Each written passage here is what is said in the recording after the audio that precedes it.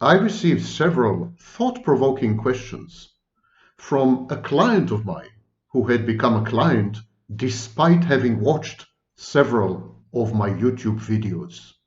Talk about indomitable courage. Anyhow, she raised a few fascinating questions related to several of my videos. I would like to respond to these questions as briefly as I can, which means this video is going to be shorter than the normal 3 hours. Yes, Shoshanim, I know you don't like long videos. You don't like long anything lately, and we will not go into sordid details. Okay, my name is Sam Vaknin. I'm the author of Malignant Self-Love, Narcissism Revisited, and a professor of psychology. And these are the questions, and really they are very interesting ones. She asks, what does it mean to be a mother?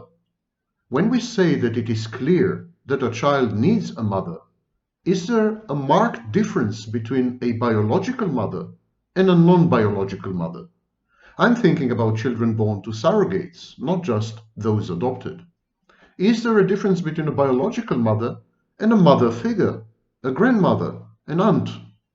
Can a man, she asks, ever really play the role of a mother?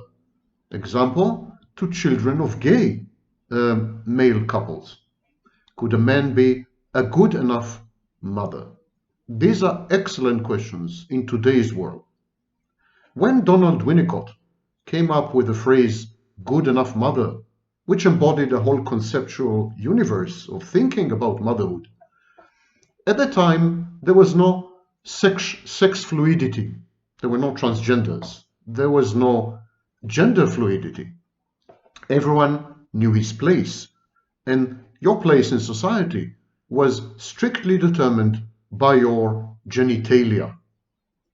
There was this hidden assumption that your genitalia are somehow correlated with your brain and therefore with your proper place in society. There was the belief that optimization of social functioning critically depends on very rigid gender roles. So when he said good enough mother, he was thinking about someone with a vagina who is a woman gender-wise and who fulfills her domestic roles, because these are the only roles open to her.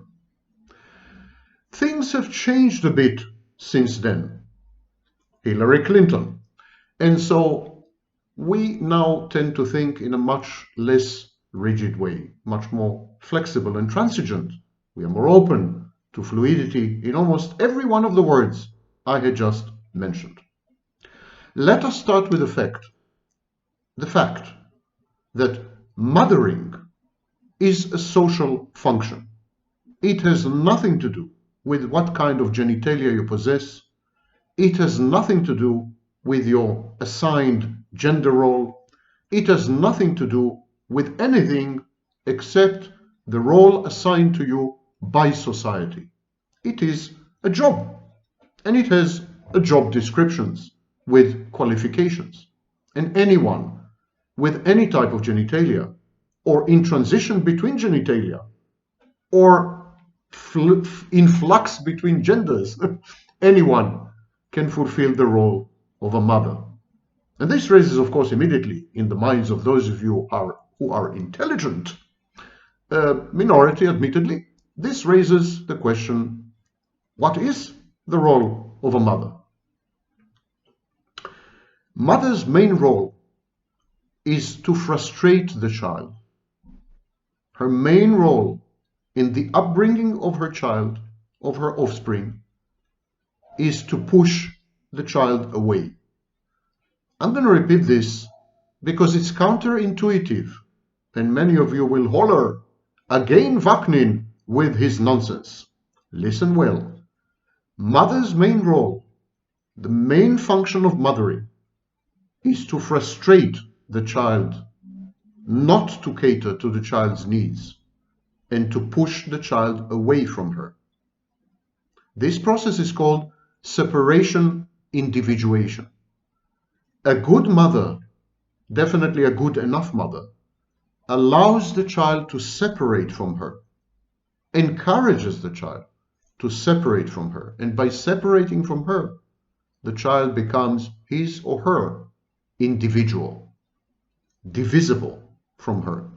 The individual forms when boundaries form. So a good mother encourages the child to create boundaries, fosters and engenders boundaries in her child, never challenges the emerging boundaries of the child, this nascent adolescence, and never ever breaches the boundaries, never violates the boundaries. Now, there are many ways to violate the boundaries. And all these ways put together are known as child abuse. Yes, this is child abuse. Child abuse is when the child is not allowed to separate from the mother, become an individual, and set boundaries, separating the child from the world and from the mother, most importantly.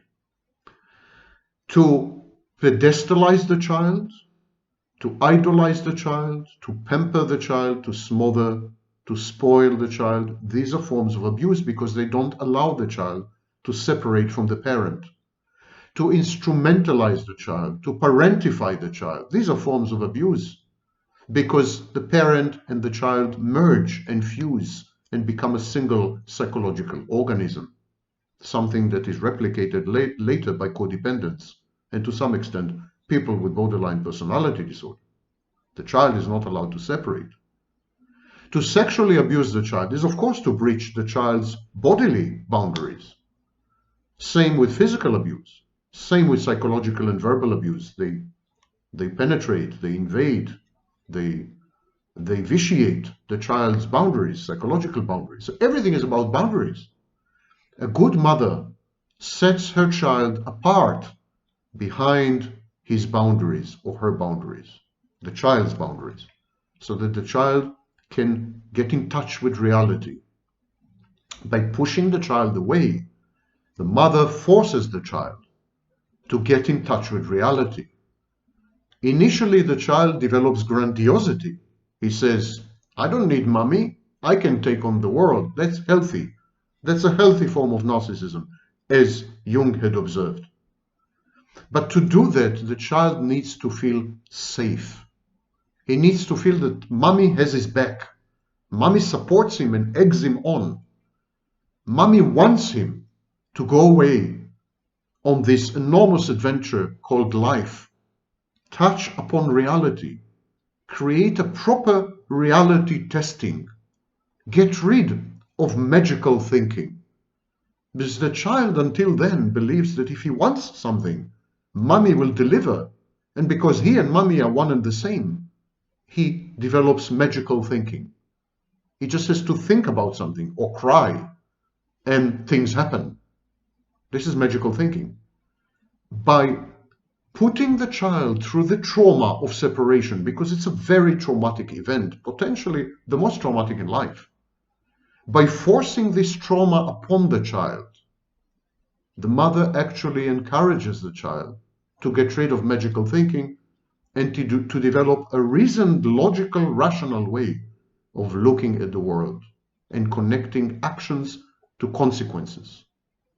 So to summarize this paragraph, a mother's main role is to traumatize the child, to frustrate the child, to push the child away, to encourage a child to become separate from her, to render the child an individual, to foster in the child a proper reality testing, and to get rid of the child's magical thinking. And at the same time,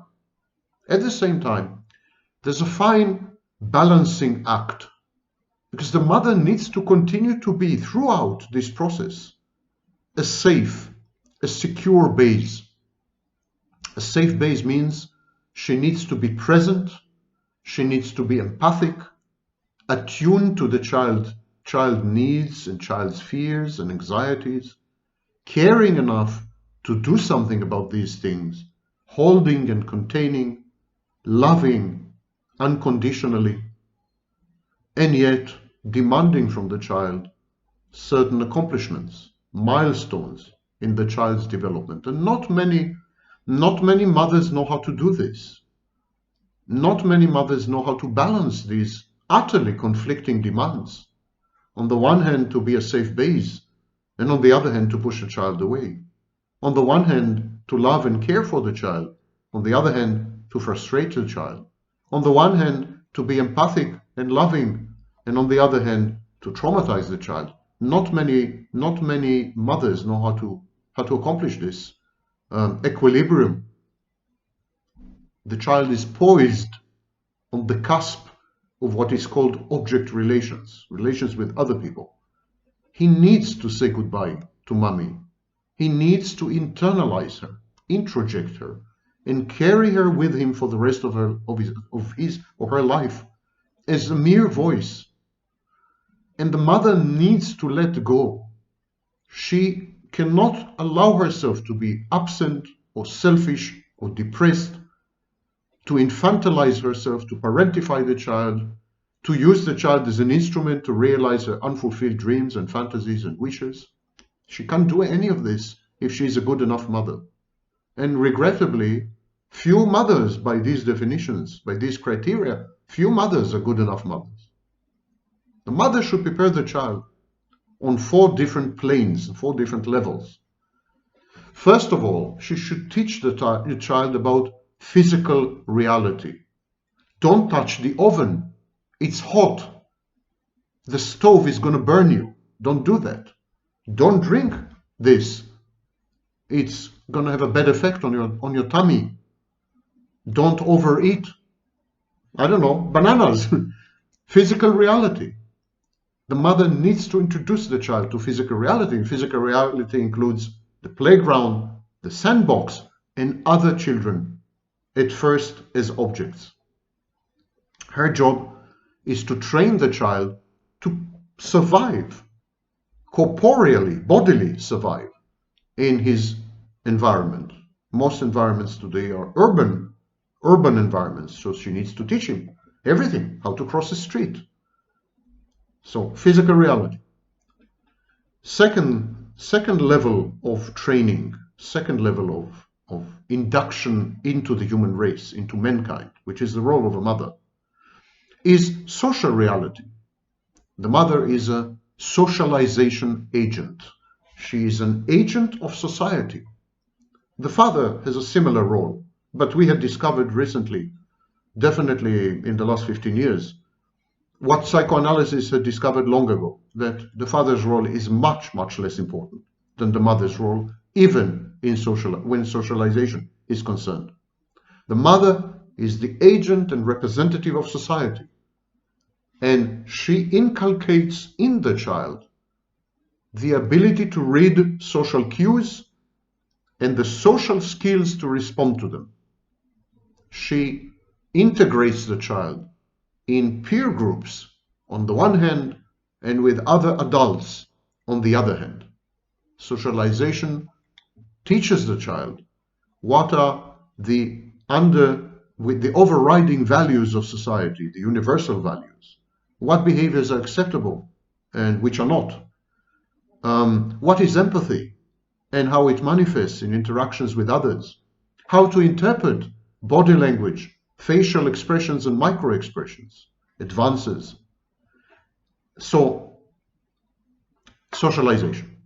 The third level where a mother has a major function is as a conduit to the hegemonic culture, to the dominant culture. This process is called acculturation. She immerses the child in the prevailing culture by telling him stories, fairy tales, fables, exposing him to mass media and social media in gradual way, incremental way, and controlled way. And so she exposes the child to the culture, the dominant culture, thereby rendering him a part of this culture, not necessarily a conforming part. He could be a contrarian, he could fight the culture, but he needs to get to know the culture to make a stand, to take a stand later on in his life. And so she channels the culture and brings it to her child. And finally, the mother is the one responsible for primitive skills acquisition, basic skills acquisition. Fathers usually assume this role later in the child's life, after age 5 or 6, after the formative years.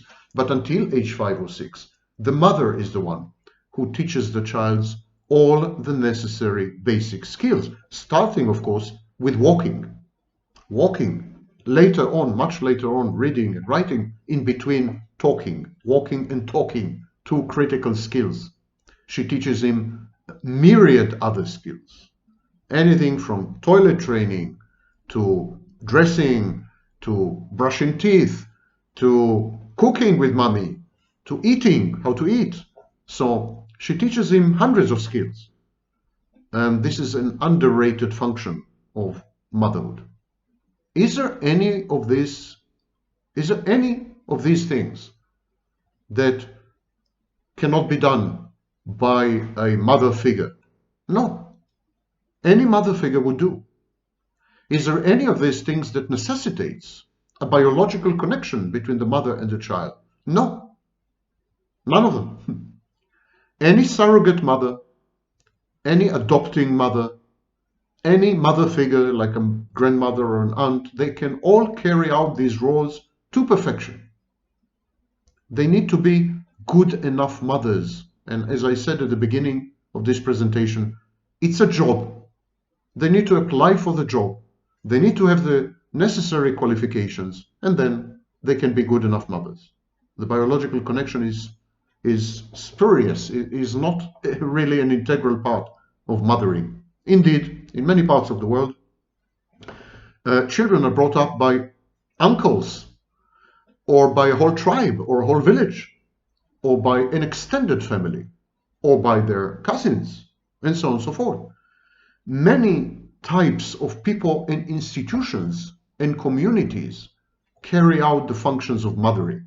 In the kibbutzim in Israel, children, now that's not the case, but it used to be the case, the children were taken away from their mothers and raised by professional caregivers, professional caretakers, and the mothers saw the children only intermittently once a week on the weekend. And yet, children who grew up in the kibbutzim are by far the most mentally healthy, productive, and constructive adults in Israeli society. They constitute a vast majority of all Israeli elites, and yet they have not been raised by their biological mothers, but by mother substitutes. Okay, we move on, and the next question, thought-provoking question from my client. What does it mean to be a woman? Is there a fundamental biological script that we are overriding, or merely social expectations that we are shunning? But before I answer this, I would like to dwell on the question, can a man ever really play the role of a mother? For example, in a gay couple, could a man be a good enough mother? I guess that by now you know the answer. Of course a man can do all this. Anyone can. Theoretically, a computer can do all this. A properly constructed android with artificial intelligence absolutely can fulfill all these functions successfully. Anyone, regardless of genitalia, regardless of body composition, silicon or carbon, regardless of anything, can fulfill this role. The only ones who are likely to fail in being good enough mothers are people, men or women, who have mental health problems, who carry a baggage of insecure attachment style, borderline personality disorder, other problems, narcissism, narcissistic personality disorder, other mental health issues, bipolar, for example, disorder. So people with mental health issues,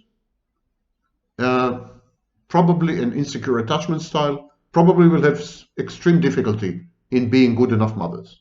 But men definitely can be good enough mothers. And in the future, 50 years from now, properly constructed robots with human-like skin, indistinguishable from humans, and with the right AI, an artificial intelligence program, they can be good enough mothers.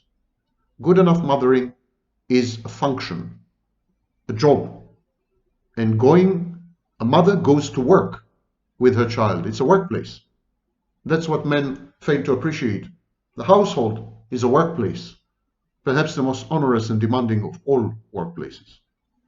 So what does it mean to be a woman? Is there a fundamental biological script that we are overriding, or merely social expectations that we are shunning? Well, there is a god-awful confusion between sex and gender.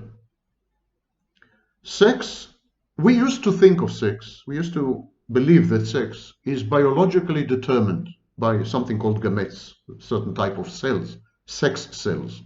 And we've honestly and firmly and sincerely believed until well into the 1960s that sex is exclusively determined by gametes in a sexual differentiation process during the pregnancy, and that people are born either men or women, either male or female, I'm sorry. So sex is about being male or female. Today, we know a lot more. And we know that about 2% of people are born with an indeterminate sex. We also know that hormonal cascades, hormonal developments in later life can absolutely change one's sexuality and psychosexuality to the point that one has gender dysphoria, which is a bad name, a bad label. It should have been sex dysphoria. So we know that someone can be born as a man, but having been exposed to certain hormones in the womb and later on in life, etc., he can definitely feel that he's a female. He's born male, but he can feel that he's a female, and vice versa. So there is the concept of sex fluidity. Regrettably, it is hyped beyond measure, but it does exist. I also see nothing wrong in adolescents experimenting with sexual identities.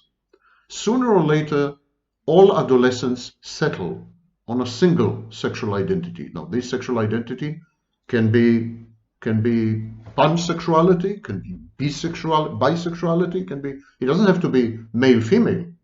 We have about, I think, 8 or 9 sexual identities nowadays, which are recognized and recognizable and documented in literature for thousands of years, by the way. So, I don't see anything wrong in an adolescent experimenting. Actually, adolescents had always experimented with homoeroticism and homosexuality. Even in the 1940s, even in the 1920s, even in the 19th century, people, when boys were growing up, they were experimenting with homosexuality. It was a well-known, documented phenomenon. So people experiment as adolescents, and then they settle on a single, usually lifelong identity, and there is type constancy after that. So sex is largely dependent and largely determined biologically on birth, but people can transition, and there is sexual or sex fluidity. And in adolescence, it might even be a good idea to encourage people to explore the whole range until they can conveniently and safely and comfortably settle into a single sex kind of role. So this is sex. While sex in something like 90% of the cases is determined at birth and is stable across the lifespan, gender is a completely different thing. Now remember, sex is male, female. We have sex in all the animal kingdom, male and female. Well, all the advanced organisms have sex. Definitely mammals have sex like male and female. Sexual reproduction is the favorite strategy in nature. If we ignore, for example, protozoa and microbes and so on, I mean, if we talk about evolved complex organisms, sexual reproduction is by far the favorite strategy of nature. We transfer genes usually onwards, intergenerationally, using sexual reproduction. So this is sex. And what one could say pretty safely that sex is fixed. At the margins, there are people who are fluid and they can transition from one sex to another, but sex is a pretty fixed thing. Not so gender. Sex is male-female. Gender is men-women. Men-women is a social, cultural construct. It has no foundation no real strong foundation in biology. It so happens that people with vaginas were assigned the gender of women, and people with penises were assigned the gender of men. But there is no biological foundation to decide that a specific gender role should forever be assigned to someone with a specific set of genitalia, or that a specific gender role should be universal across all periods of history, in all societies, all cultures, and all geographical regions. Actually, this is counterfactual. It's not true. Gender roles, there are like thousands of gender roles throughout history in various cultures, societies, periods, etc. Gender roles are inverted in northern Albania, which is a highly traditionalist and conservative country. There are women there who are considered to be men and treated as men. Gender roles are inverted in many, many tribes in Africa, in Latin America, in the Amazon, etc., etc. Many primitive early societies had inverted gender roles, including passages in the Bible. Gender is not a fixed thing. Gender is a social convention, essentially, and the outcome of upbringing. To start with, as Butler had noted, gender is performative. It's a performance. Gender is what men do, how they act, including in sex. Gender is what women do, how they act, their choices, including in sex. So sex underlies gender and kind of integrates with it in some way, but as a performance. When people grow up, they're being consistently told, girls don't do this, boys don't do this, this is the way you should behave. To be a man, to grow up and be a man, this is the set of actions, choices, decisions, body language, etc., that you should adopt. It's a stereotype, it's a role, and people are brought up to perform these roles. So gender is performative. Gender is also the outcome of socialization. Society wants us to perform specific roles. For example, there was a period in human history where society valued children very much, especially, for example, during the colonial times, when they needed surplus population to take over colonies.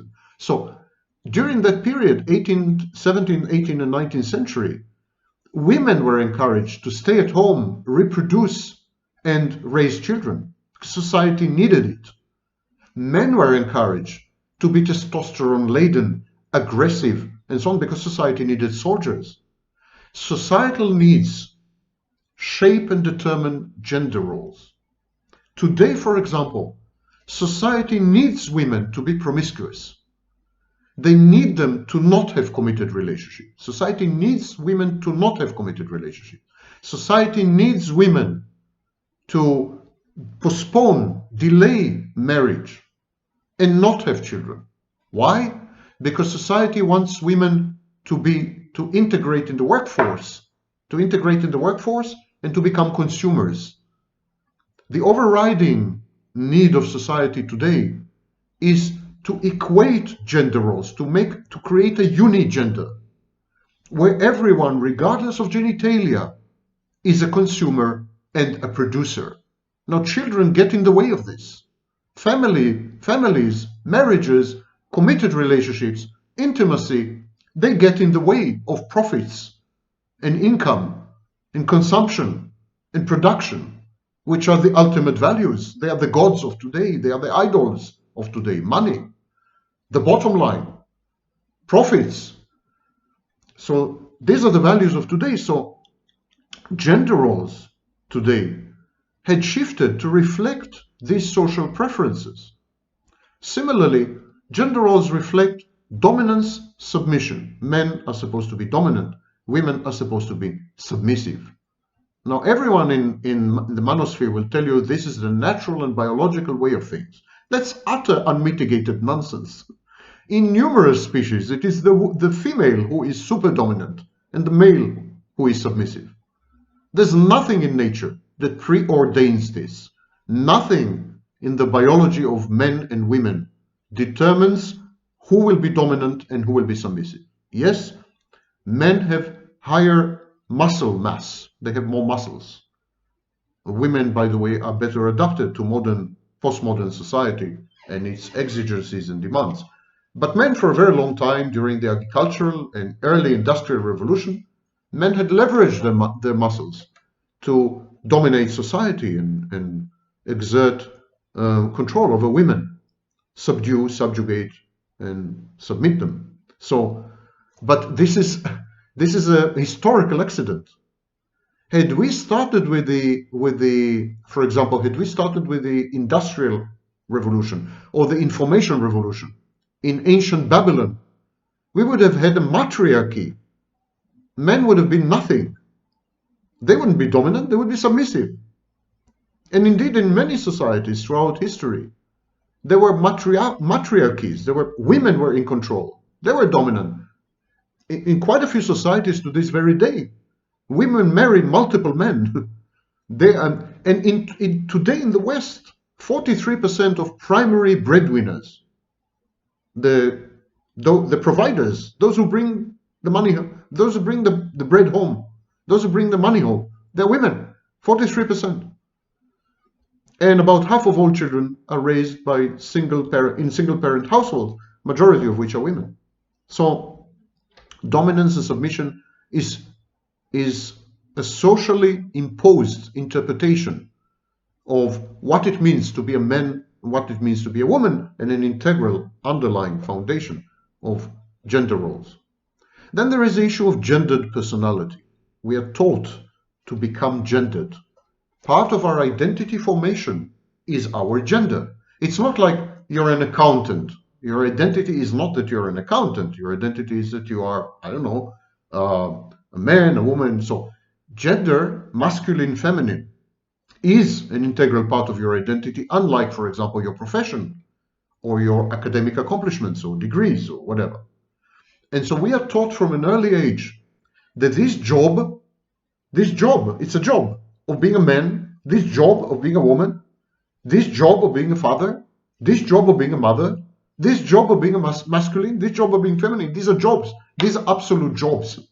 We are taught that these are the only jobs that are part of our identity. If you later become a PhD, that's not part of your identity. If you become an accountant, that's not part of your identity. But if you are training to be a man, that's part of your identity. If you are about to become a mother, that is part of your identity. We took a set of jobs, a set of employment opportunities, and we made them a part of our identity. And they are not, they should not be. That you're a man or a woman should not be a part of your identity, because that is a societal imposition in accordance with society's needs, not your needs. Now, you may feel comfortable being a man or a woman, no problem with that.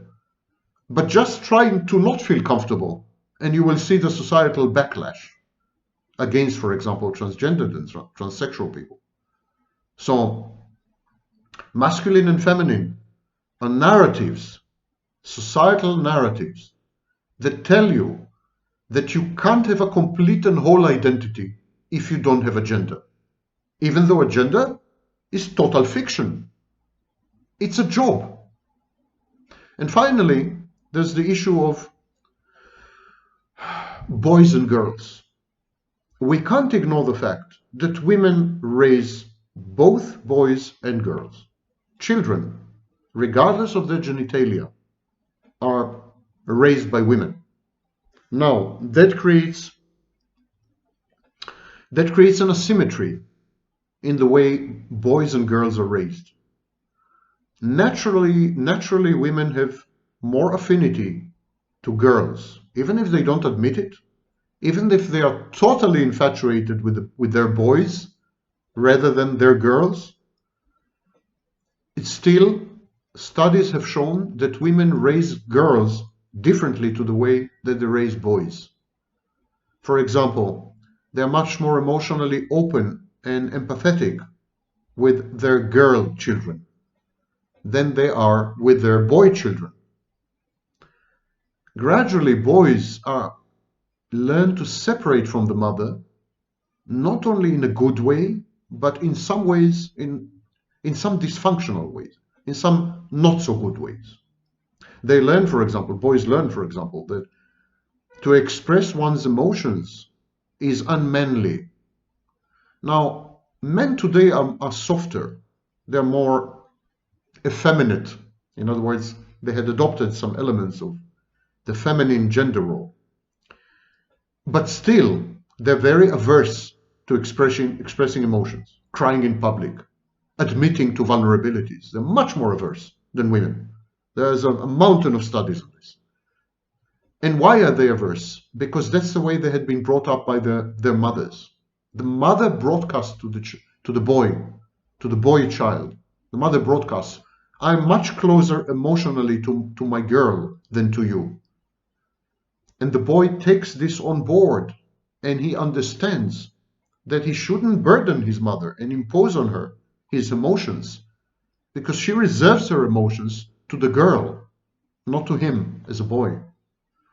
Now, this has been documented and observed, and actually it constitutes one of the arguments in modern feminism. And theoretically, the presence of a male, the presence of a father, should balance this, but it doesn't. It doesn't, because women monopolize the formative years, 0 to 6. Absolutely monopolize. Psychodynamically, the father has an extremely limited function before the age of 6. And this is the critical age, where we get all the messages that tell us how to be, who to be. So our identity formation, these are the critical years. We become who we are.